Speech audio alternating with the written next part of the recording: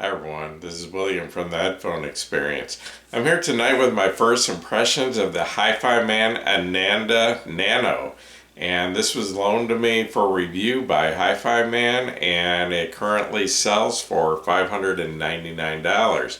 This is the third Hifiman Ananda that I've reviewed. About 2 years ago, I reviewed the original non-stealth Ananda, and then about a year and a half ago, I reviewed the stealth version of the Ananda, and this is now the third version. And you probably noticed already the big difference is the silver color instead of the black that they used to be. So anyway, this is a wired, full-size, over-the-ear, open back, planar magnetic design. And yes, it does have stealth magnets, and the real short version is planar magnetic headphones use magnets running across the diaphragm, usually inside and out, and they used to mostly be either square or rectangle if you looked at one from the end.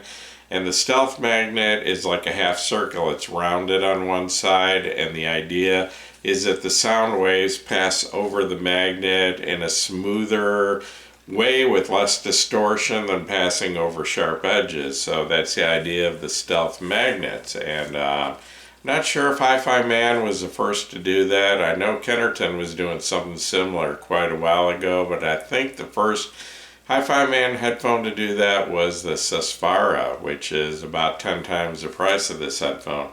So anyway, it uses the Hifiman window shade grills, like all the egg-shaped ear cup Hifiman headphones. It's hard to say.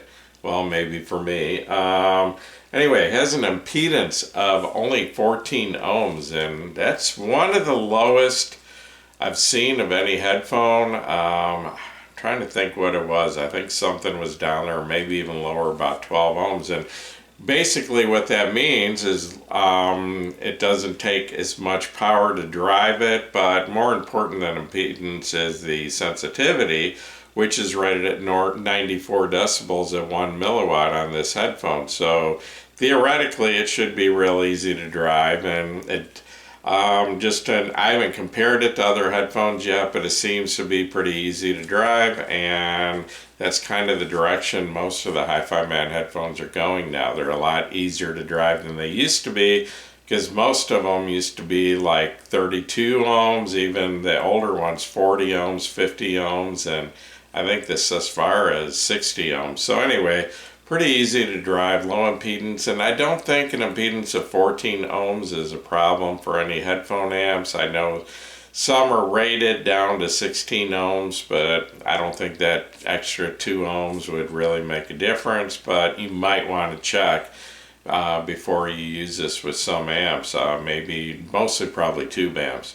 But anyway, Hifiman claims a weight of 419 grams. I didn't actually weigh this, I forgot, but I will before my my full review, because this is just my first impressions. And so anyway, but 419 grams is not heavy. It's actually on the light end of full-size over-the-ear headphones, and they're actually very comfortable and don't feel heavy at all, and the clamping force isn't bad. It's enough to hold them on, so you don't have to worry about them falling off if you tip your head forward, but it's not squeezing on my head, causing much pressure or anything like that.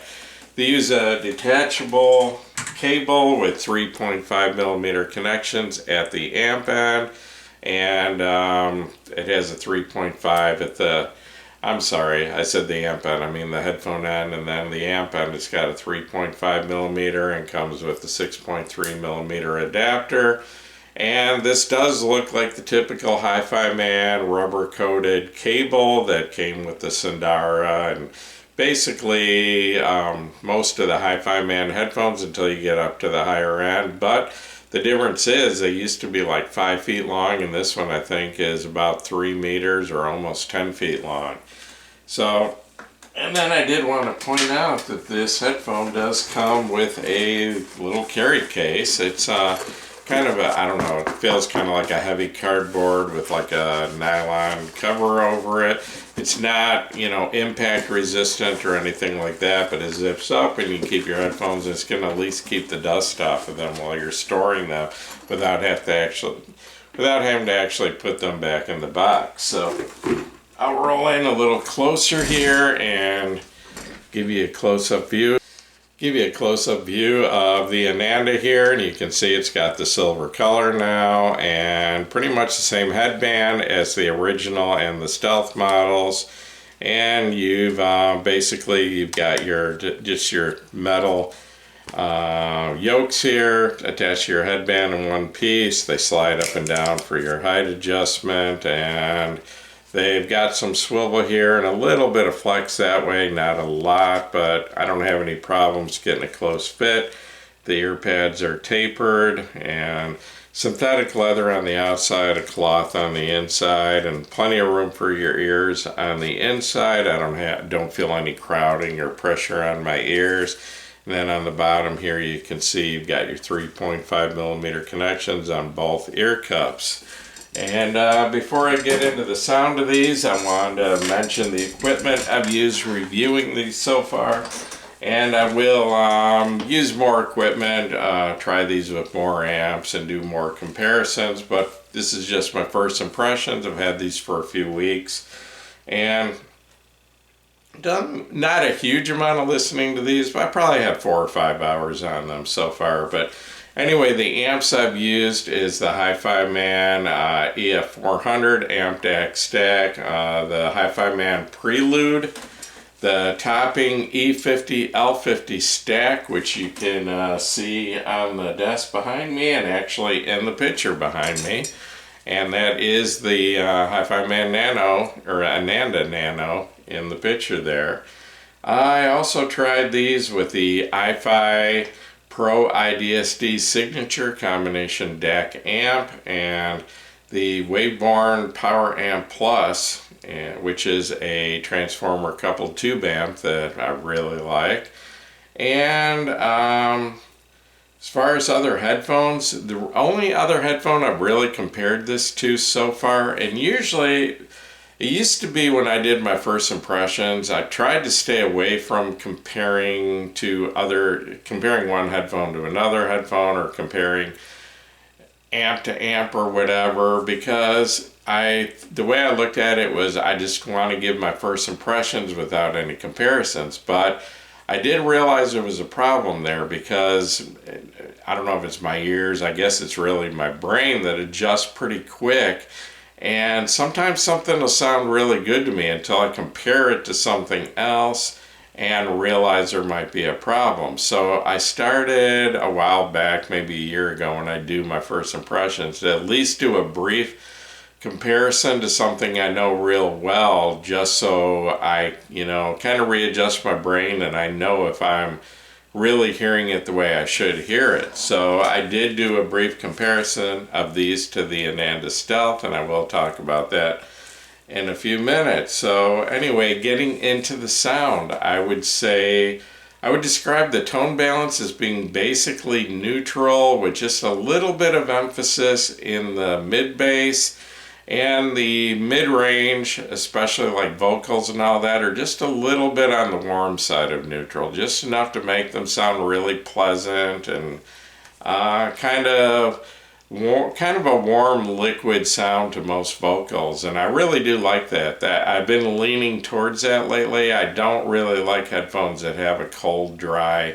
mid-range, and that's not the case with these at all. It's very pleasantly warm and neutral without being too warm, or I mean warm and kind of liquid but without being too warm. So anyway, the extension on both ends is very good. They go low into the sub bass, not super low, but to a very decent level.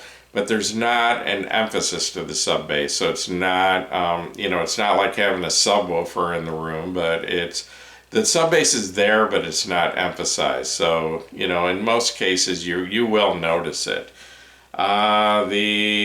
Starting with my description of the bass and mid bass and all that, the sub bass, like I said, it's it doesn't have a heavy emphasis, but it does go low enough that you do hear the low notes, like down below 50 hertz. The mid bass, it has pretty decent weight. There is a little bit of emphasis in the mid bass. It's got good punch to it. These are actually more dynamic than the stealth versions. They've got a harder hit to them. And the mid bass is also, it's tight and well controlled. It's not boomy, it's not muddy, it's very clean. The mids, like I said, slightly warm with a nice smooth liquid sound to them. But I did notice in my brief comparison to the stealth, the Ananda Stealth, that even though both have a very similar tone to the mid-range, where they both, like if I listen to, say, a vocal through both headphones, they both sound very similar in tone, but the Ananda Nano just sounds a little bit more forward, a little more emphasized, a little bit closer than compared to the Stealth. The treble is very clean, it's very sparkly, but doesn't sound harsh. But there's a lot of detail in the treble of this headphone, and I notice I wouldn't say it's overly bright, but there are people out there that do think Hifiman treble is too bright. These are just pretty much typical Hifiman levels of treble. Some people are going to think it's too bright. I personally really like Hifiman treble, but I am getting up there in the years where my sensitivity to treble is probably dropped off a little bit, so I actually prefer headphones that are just slightly on the bright side of neutral. The detail and clarity is excellent on these, and compared to the Ananda Stealth, I would say these are actually a little more detailed and a little more resolution, a little clearer. I'm just hearing deeper into the sound, into the music, and especially vocals. I'm just hearing a little more detail in the vocals, a little more texture, a little more of the nuances of voices. The soundstage is actually very large on these. It's very wide, and compared to the Ananda Stealth, I'm hearing a little more height to the soundstage. I'm hearing a little more sound up over my head.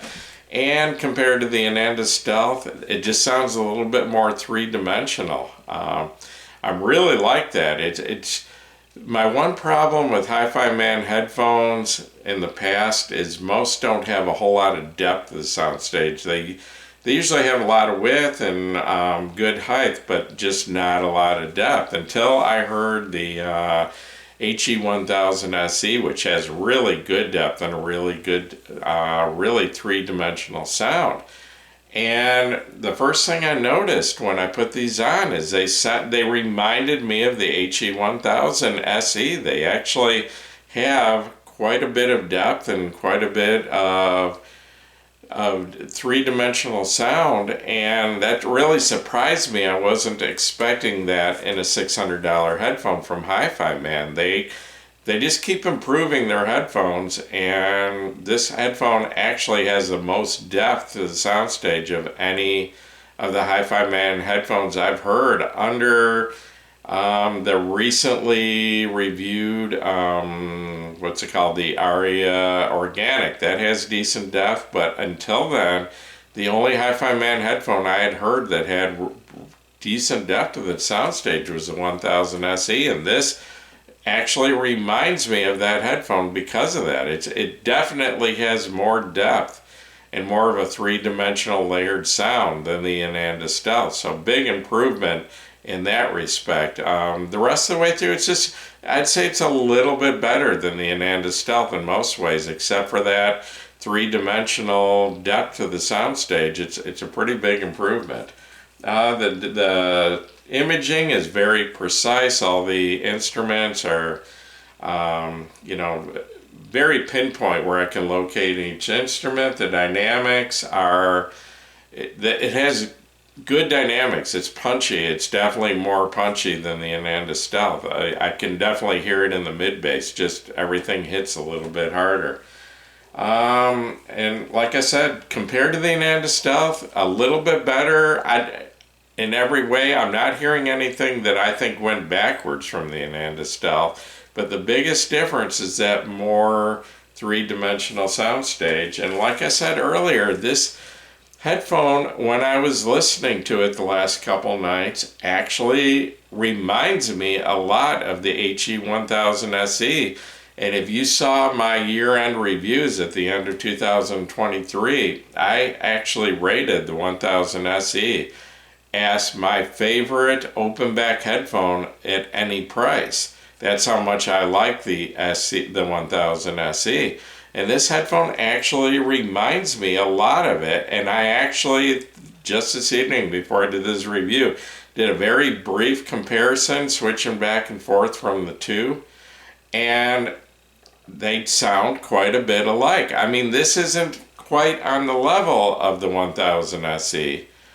And it shouldn't be, because the 1000 SE until like a year ago was a $3,500 headphone. You can get it for $19.99 now, but this headphone's $5.99, less than a third the cost. But to be honest, it's got a similar tone balance and a similar, not as much depth of the soundstage, but more so than a lot of the other Hifiman headphones, and just has a similar sound. And I'm not saying it's equal to the 1000 SE, but I would say, just to guess at a number, that this headphone will take you like maybe 85% of the way to the 1000 SE for a third the price. So kind of a poor man's HE1000 SE. If that's the headphone of your dreams, but you can't come up with the $2,000 price tag, I would say this is the closest you're going to get to that in sound for less than a third the price. So anyway, yeah, I'm really liking this headphone so far, and haven't heard anything that I don't like about it. And I will be back maybe a month or so with a full review. And I've got several headphones I want to compare this to. First, I'll compare it more to the Ananda Stealth. I want to compare it to the Edition XS from Hifiman. I want to compare it to the Aria Stealth, which I think is selling for $8.99 right now, about $300 more, and see how it holds up to that.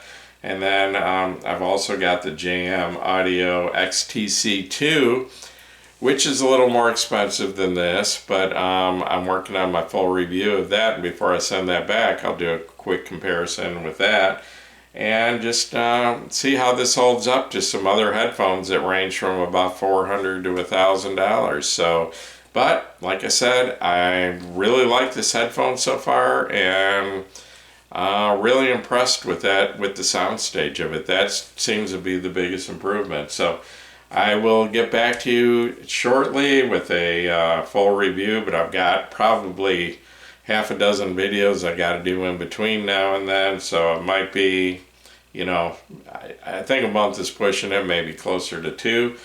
But anyway, I'm going to wrap this up. Once again, this is William from the Headphone Experience. If this video helped you, please give me a thumbs up.